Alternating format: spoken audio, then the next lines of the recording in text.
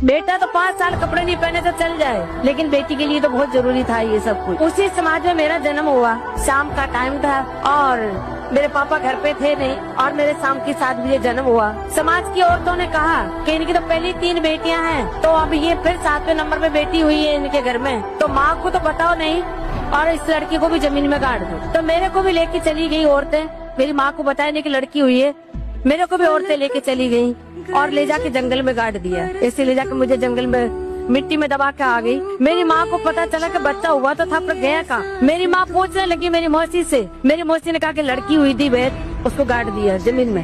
मेरी माँ रोने लगी। मैंने 9 महीने मेरे पेट में बच्चा रखा है और वो बेटी को मैं देख भी नहीं सकी, और ये औरतें ले जाके मेरी बेटी को गाड़ा है। तो मेरी मदद कर दे बहन, मेरे को बता कहाँ गाड़ा है उसको। मेरी माँ इस विश्वास के साथ कि नहीं मेरी बेटी जिंदा मिलेगी, नहीं मिलेगी तो मैं उसको छू के देख तो लूं कि मैंने जिसको 9 महीने पेट में रखा है।